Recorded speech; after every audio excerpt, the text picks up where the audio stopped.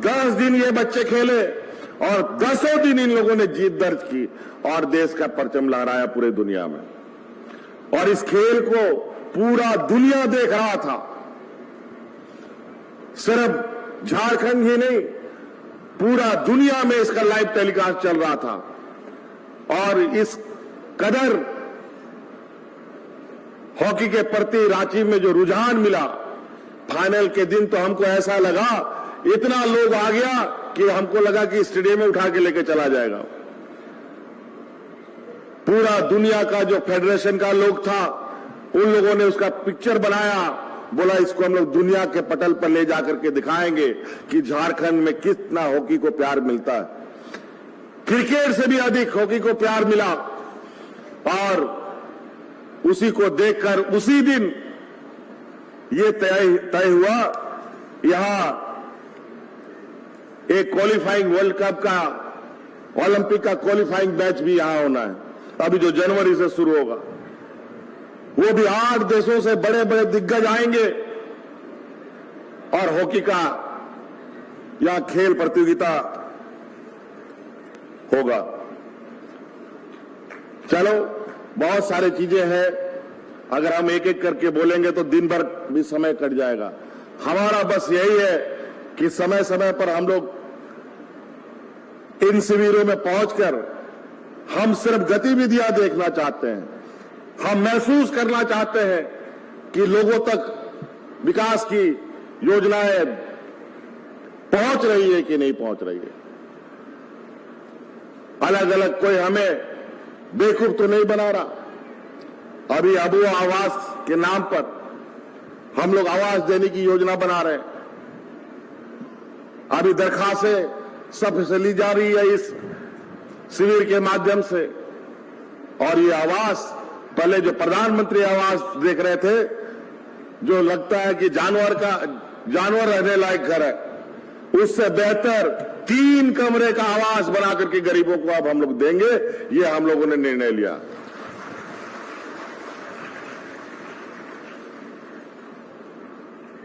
अभी हम लोगों का एक और स्लोगन है, जल जंगल जमीन हमारा है।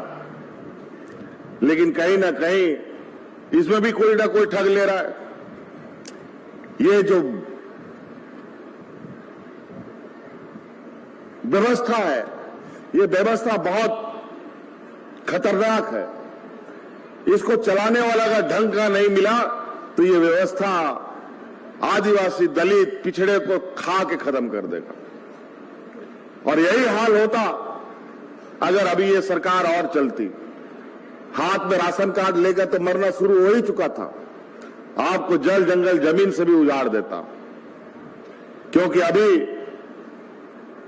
भारत सरकार ने वन अधिकार कानून को भी बदल दिया है। अब ग्रामीण की कोई पूछ नहीं होने वाली। आने वाला समय में एक लड़ाई और लड़नी पड़ेगी। अभी उसके लिए आप लोग तैयार रहें। अभी हम लोग उस विषय को बहुत ध्यानपूर्वक नजर रखे हुए हैं। अभी जैसे ही उसमें कोई ठोस परिणाम बाहर आएगा, तब हम लोग तुरंत हमको इस विषय पर आवाज उठानी पड़ेगी। नहीं तो यहां का आदिवासी, यहां का मूलवासी नहीं बच पाएगा। इसीलिए बहुत जल्द हम लोगों ने एक लक्ष्य के तहत, एक मिशन मोड के तहत अबुआ बीर अबुआ दिसोम की योजना हम लोगों ने चलाया है, जहां हम लोग व्यक्तिगत वन पट्टा और सामुदायिक वन पट्टा देकर के इस राज्य को आच्छादित करने की तैयारी कर रहे हैं। और कोलेबिरा प्रखंड के लोग को हम बताना चाहेंगे कि जो हम लोगों का शिविर चल रहा है, अगला महीना 23-26 तारीख, कब तक है शिविर? 26 दिसंबर तक ये मेला चलेगा। अलग अलग पंचायतों में शिविरें लगेंगी, सभी पंचायत में पहुंचेगा ये शिविर। तो 26 दिसंबर तक ये कार्यक्रम चलेगा। और 26 दिसंबर से पहले कोलेबिरा प्रखंड में लगभग 1700 एकड़ जमीन का पट्टा यहां के ग्रामीणों को दिया जाएगा। और वो भी मात्र 7 गांव के लोगों को। अभी तो पहला लक्ष्य में इतने ही आवेदन आया और उसमें है किनबिरा, बोंगराम, बोकवा, भंवर पहाड़, शाहपुर, ये सारे गांव हैं। इन्हीं के बीचों में 1,500 एकड़ से अधिक, 2,500 एकड़ जमीन बटेगा। अब उसमें फलदार पेड़ लगाइए और वो अलग अलग तरीके से बिरसा हरित ग्राम की योजना लेकर के आप उस जमीन का उपयोग कीजिए और जब तक वो वृक्ष रहेगा तब तक वो पट्टा भी आप ही के पास रहेगा। तो ये मान लीजिए कि आपको जंगल भी बचाना है और जमीन भी, आप जब तक जंगल रहेगा जमीन का मालिक आप ही बने रहिएगा। वैसे भी जंगल कट जाता है, आदिवासी कहां बचता है? आदिवासी बचेगा जब जल जंगल जमीन रहेगा। इसीलिए ये वन पट्टा के माध्यम से हम लोग सभी भूमिहीनों को लगभग अब कोई भूमिहीन ना रहे, ये लक्ष्य के साथ आगे बढ़ रहे हैं। यहां काफी बच्चियां दिख रही हैं। हम ये बच्चियों से जानना चाहते हैं, सावित्रीबाई फुले योजना कितने को मिला? हाथ खड़ा करो तो। वाह, बहुत बढ़िया। सावित्रीबाई फुले का लगभग मिला है। और आपको एक और खुशखबरी बता दें, हम लोग को भी कभी कभी हम लोगों से भी गलती होता है। हम भी हाड़ मास का ही आदमी है ना भाई, मशीन नहीं ना है। हमने बच्चियों को आगे बढ़ाने का निर्णय लिया तो हमारे कुछ कानून बनाने वाले लोग जनसंख्या के आधार पर चीजों को निर्णय ले लिया कि घर पे 2 बच्चियों को ही हम इसका लाभ देंगे। और पता चला घर में 3 बच्ची है, किसी के घर में 4 बच्ची है। ये घटना एक मेरे साथ घट गया कि एक जगह मुझे जानकारी मिला, कुछ बच्चियों के साथ हमको मिलने का मौका मिला। सभी बच्चियों ने हाथ उठाया, एक बच्ची ने हाथ नहीं उठाया। हमको लगा कि भाई क्या हुआ, तुमको क्यों नहीं मिला? उसी समय हमको पता चला कि तीसरे बच्ची को नहीं मिलता है। हमको बहुत तकलीफ हुआ। उसी समय हमने निर्णय लिया, आप 2 बच्चियों का बाध्यता समाप्त। अब जितने भी घर में हमारी बच्ची होगी सभी को सावित्रीबाई फुले योजना दो।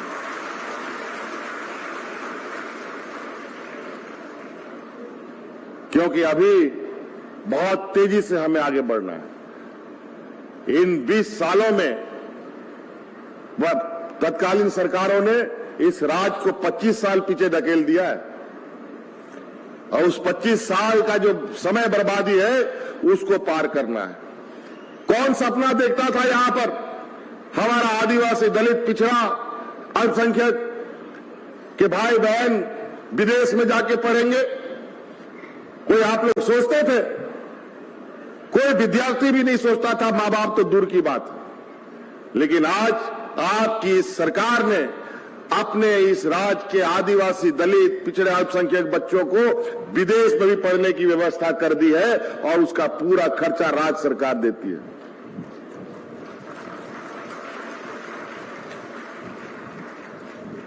एक और गुरुजी क्रेडिट कार्ड आपको मिलेगा 10वीं, 11वीं, 12वीं पास बच्चों को आपको गुरुजी क्रेडिट कार्ड मिलेगा। उस कार्ड के माध्यम से 12वीं पास के बाद आगे जो आप पढ़ाई पढ़ना चाहेंगे, इंजीनियर, डॉक्टर, वकील, जो भी बनना चाहते हैं, आज के दिन में कितना महंगा हो गया पढ़ाई। आपको कोई बढ़िया कॉलेज में जाना है, उसमें आप पैसा कहां से लाइएगा? बहुत सारे बच्चे पैसे के अभाव में डॉक्टर नहीं पढ़ता है, इंजीनियर नहीं पढ़ता है, डिग्री कोर्स भी नहीं कर पाता है बेचारा अच्छे कॉलेजों से। आज आप उस क्रेडिट कार्ड के लिए आवेदन दीजिए, आप 12वीं पास कर लीजिएगा। अगर आपके पढ़ाई में पैसा अगर रोड़ा आएगा और पैसे की आपको आवश्यकता होगी,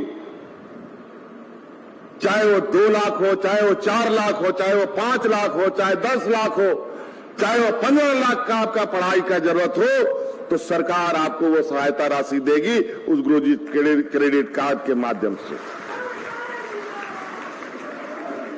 और कोई आपको उसमें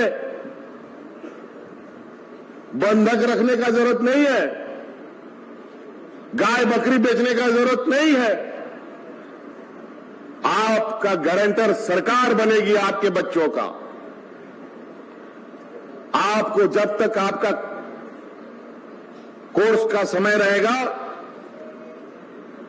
इंजीनियरिंग का 4 साल होता है, डॉक्टरेट का 5 साल का होता है, डिग्री कॉलेज 4 साल का होता है, तो जो 4 साल का कोर्स है तो 5 साल तक आपको पैसा नहीं चुकाना है। डॉक्टर का है तो 6 साल तक आपको पैसा सरकार को नहीं देना है।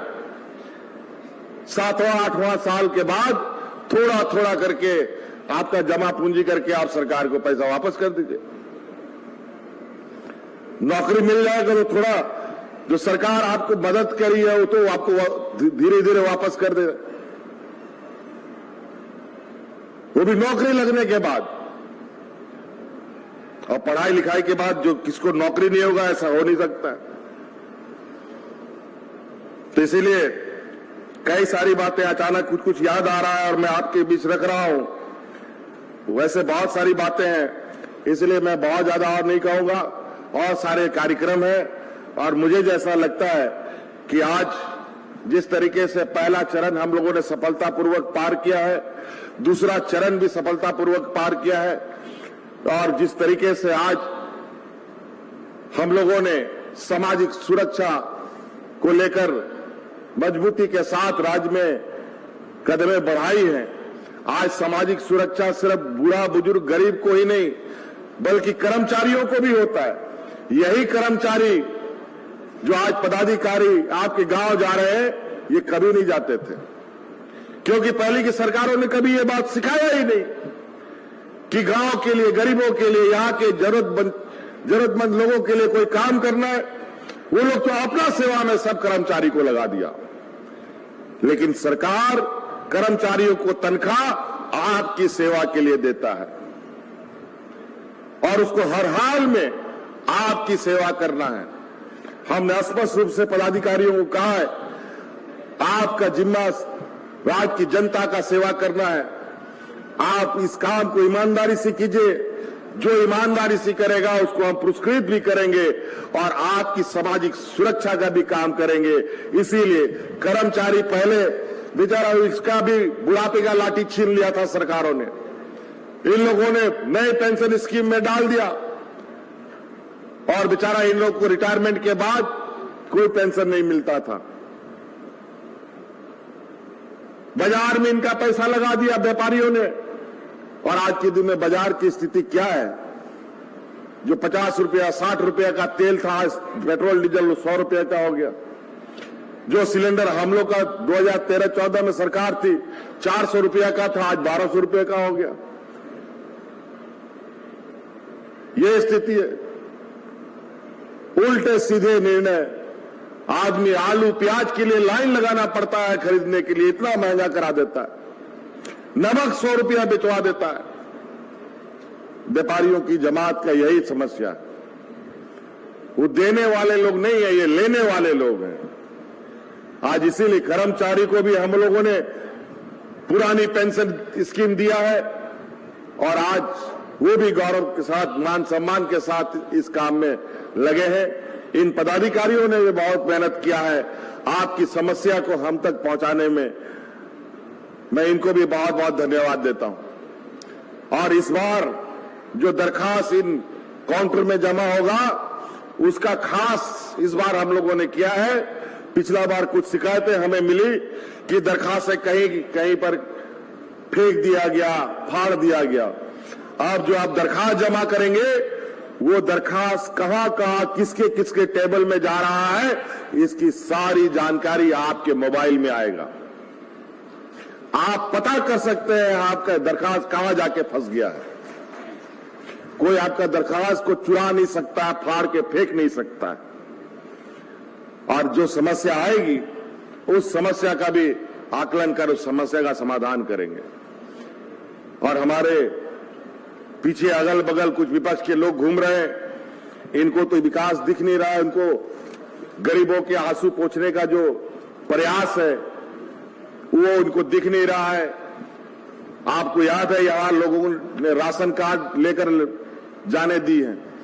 पिछले सरकार ने 11 लाख राशन कार्ड डिलीट कर दिया था, हमने 20 लाख अतिरिक्त हरा राशन कार्ड बना करके गरीबों को बांटने का काम किया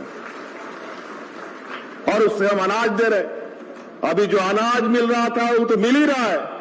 आप लोग को एक और खुशखबरी बता दें, उस अनाज में अब आने वाला समय में 1 किलो दाल भी मुफ्त देने का हम काम करेंगे। तो कई चीजें, तो इसलिए बाकी आप लोग शिविर में आए, शिविर में सारी चीजें हैं जो पहले कभी आप लोगों का अधिकार आपके दरवाजे तक तो जाना छोड़ दीजिए, आप इस जमीन में है, धरती में है कि नहीं, किसी को परवाह नहीं, सिर्फ परवाह थी अपनी। और आज आपका अधिकार का गठरी बना बना करके हम सभी पंचायतों में भेज दिया है हमने। आज ठेठर टांगल में भी एक पंचायत में शिविर लगा है, पूरे राज्य में अलग अलग शिविर लगे हुए हैं और सभी पदाधिकारी आपका अधिकार के लिए आपके दरवाजे में खड़ा है। बच्चियों को अपना अधिकार लेना है वो उठा ले, बूढ़ा बुजुर्ग को पेंशन नहीं मिला वो तुरंत वहां बनवा ले। अभी अलग अलग जगह से हमें व्हाट्सएप में खबर आती है कि इस जिला में तुरंत इस बुजुर्ग का पेंशन बन गया, सावित्रीबाई फुले की योजना मिली। एक और बात पूछना भूल गए, बच्चियों को साइकिल का पैसा मिला कि नहीं? डीबीटी में साइकिल का पैसा आया? तुम लोग प्राइवेट स्कूल में है क्या? अभी बड़े पैमाने पर जिलों में पैसे डीबीटी के माध्यम से जा रहे हैं, तो कहीं कहीं शिविर जैसे जैसे लग रहा है वैसे डीबीटी से पैसे जा रहे हैं, तो इसलिए वो भी आपको मिलेगा। मुख्यमंत्री ग्राम गाड़ी योजना हम लोगों ने एक और प्रारंभ किया है, जो गांव और शहर के बीच का जो आवाजाही था, बसें नहीं चलने की वजह से, टेम्पू नहीं चलने की वजह से और भी संसाधन नहीं होने की वजह से बहुत सारे लोग आज तक शहर नहीं देखा है। इसीलिए अब सरकार, ट्रांसपोर्ट विभाग मुख्यमंत्री ग्राम गाड़ी योजना प्रारंभ करने जा रही है, जिसके माध्यम से उन बसों में बुजुर्गों को, महिलाओं को और छात्र छात्राओं को मुफ्त सफर करने का मौका मिलेगा और वो दिन भर गांव के क्षेत्रों में घूमता घूमते बाजार तक आएगा। तो उसका भी अभी आपको लाभ मिलेगा। वो अभी हम लोगों ने शुरू किया है, अब लोगों ने लेना शुरू किया है धीरे धीरे किन्हीं जिलों में। अभी एक जिलों में तो हम लोगों ने एक बस बांटी है, ताकि शहर और गांव बिल्कुल संपर्क में रहे। कई बच्चे दूर दराज तक कॉलेज पढ़ने जाते हैं, लेकिन गाड़ी आने जाने का नहीं, उससे उसको लाभ मिलेगा। तो इसलिए कई सारी योजनाएं हैं, आप इन शिविरों में आए, इन्हीं शिविरों के माध्यम से सारी जानकारी आपको मिलेंगी। हम इन्हीं बातों के साथ अपनी बातों को समाप्त करना चाहेंगे और आपसे विदा लेना चाहेंगे। फिर से यहां आए हुए सभी मां बहन बुजुर्गों को, मेरे हमारे सामाजिक और हमारे जितने भी कार्यकर्ता साथी हैं, सभी लोगों को मेरी ओर से इस कार्यक्रम में आने के लिए बहुत बहुत धन्यवाद करते, पुनः जोहार करते हैं। सबको आपके आशीर्वचनों के लिए, शुभकामनाओं के लिए बहुत बहुत धन्यवाद। आपके एक एक शब्दों ने हम सबका हौसला बुलंद किया है।